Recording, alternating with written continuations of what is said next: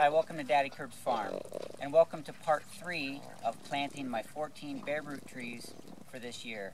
I am expanding the orchard. In this episode, I'm going to wrap up kind of how I finished off those 14 bare root trees, but I'm also going to come back and answer some of the questions that came up from the first two, the part 1 and part 2. There's 3 main questions that come up, or 3 types of questions that come up in part 1 and part 2. 1 was about the goats, 2 was about the water, and 3 was about the soil. I'm going to answer those right after I show you how I finished off these trees. So right now what I have is topsoil from the back of the property. I have a section of the property that I will be eventually doing some earthworks, so I'm harvesting some of that topsoil for some of my other projects. And so whenever I get back to that, there'll be less topsoil to move, and I can actually dig in the ground to design some sort of a water catchment system. So I'm taking this topsoil and putting it in the buckets, and I'm going to be pouring it on the mounds where you saw me plant those fruit trees. So I'm just taking this topsoil and putting it on the outside of this mound. The original mound was soft composted soil, and this is just going to give it a little bit more structure on the outside of the mound. And I'll go over the top of this with mulch.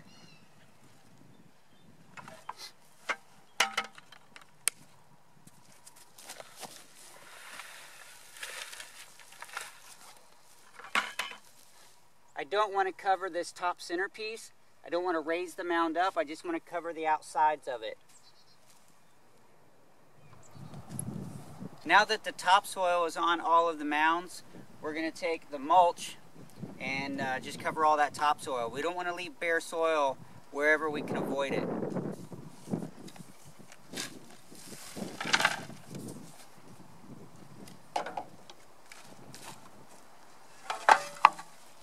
The mulch is too loose for a pitchfork.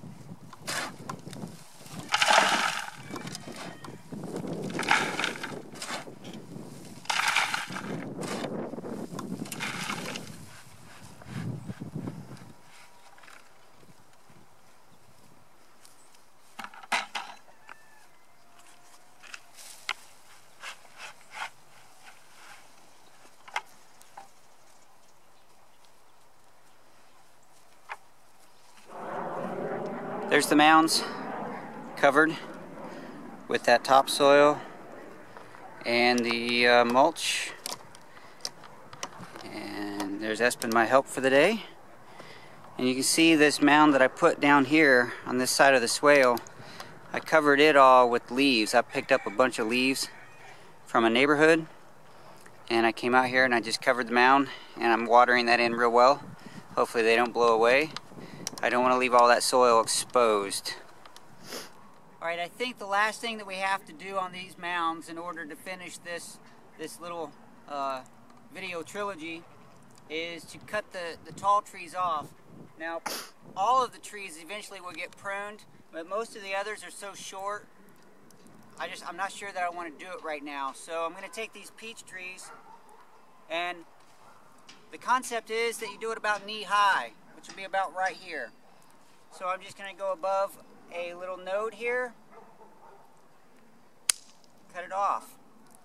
That looks really brutal, but what that will do is stimulate this tree. As soon as it starts waking up, that'll stimulate growth.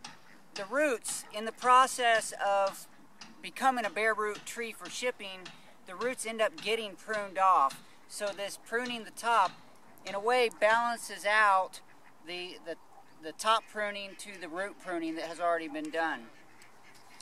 And when this tree is a full peach tree, I'm going to want scaffolding branches and a nice open center.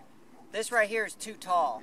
So this way, several of these buds will start growing out, and as it grows, I can start selecting which ones I want to be my scaffold branches, and I can just prune it out as needed. The question of the goats. There was a question in the comments that was, well, won't the goats that you see in the video eat the trees, especially these really young, soft saplings that I'm planting? The answer is yes. But when we're out here, see, the goats normally live in a closed area. Only when we're out here do we let them out. Occasionally they nibble something they shouldn't, but for the most part, we watch them and we keep them away from those sensitive plants. So it's really not that big of an issue here. In general, you don't want goats in your orchard unless you have mature trees that they can keep the bottoms of them pruned. Even then, I'm not sure it's a good idea. Question number 2 has to do with the water. There was a question on, shouldn't you soak the trees before you plant? And then also, someone made comment that they didn't see me water the plants in. Well, because I'm not a very good camera person, I'm not good at the whole production. I'm getting better, but I don't always show every step, and I don't always tell you everything. My channel is a lot about my story and my journey, not so much about how to do things, although I'd like to do more of that in the future as I become more confident. So, should you soak the plants before you plant? Yes.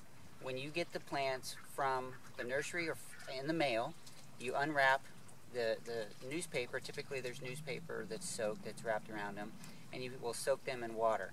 I haven't done this every time, but that's the way you're supposed to do it. On this planting of the 14 trees, some of them were soaked and some of them were not. The ones that were done early on didn't get soaked because I unwrapped them and pretty much took care of them pretty soon. And then I did soak some as, I didn't get to them right away. So yes, soak your bare root trees before you plant them. That gives the roots that little bit of water to help them get established in the hole, in the soil when you plant them. Secondly, watering them after the fact. Absolutely. Anytime you plant something, you should water it in. And this time, you didn't get to see me do it, but I did. I planted them in the holes, and I came back afterward, and I watered them in a little bit with 2 sources of water. One, I took a 5-gallon bucket, and I dragged through the swale right here. It's not a very good swale yet, because it's unlevel. It's not finished.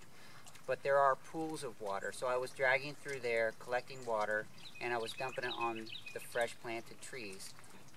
When I got tired of messing with the bucket, I got the hose out. I have irrigation in the orchard, and I watered them in with the hose. I didn't want to do too much of that because I don't like putting the city water on the plants, and I also knew, or at least I was pretty sure, that the next day it was going to rain.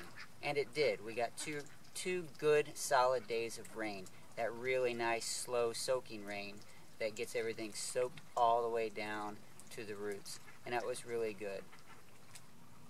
The third question is that of soil. I mentioned in the video that I was using composted soil, and I am, but I'm not really using like straight compost.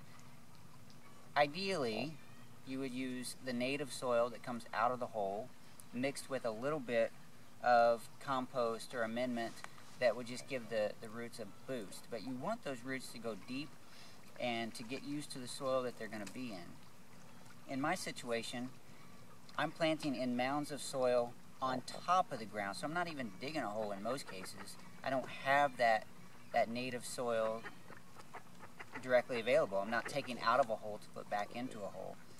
The first few times I planted trees, the first 6 trees, I used soil that I purchased, and I dumped right on top of the ground and I planted in there. And then the next time I used soil, actually I'd have to go back and look at my videos to remember what soil I used. But this time, what happened was, I had this hugelkultur bed, and it never grew anything because I couldn't keep it watered enough. It always was too dry, and it was just not placed well on my property to use the water energy that it needed to grow things. But what it did do is produce a lot of quality soil. So I am using composted soil, but it's not straight compost. This is soil that was created in the hugelkultur mound, and it's a mix of my native soil and decomposed wood and leaves and other things that I put in this. You can actually go through my hugelkultur playlist and see how I did all of that, and you can see the ingredients of the soil. But so really it is soil, and it may be too rich for these trees and it may not be ideal, but the method that I'm using, where I'm putting it on top of the ground, I really didn't want to go buy soil. I wanted to use what I had, and I was already disassembling this mound, so I took buckets of this, tractor buckets, and I just drove them over there and dumped them. and it was nice and soft and rich. So that's what I'm planting in. It's kind of an experiment. When I planted those, I had the thought in my mind that maybe it was not exactly the right mixture for planting trees, but I also thought maybe it's perfect, and I wanted to see. So that's what I had, that's what I was doing, and that's how I did it.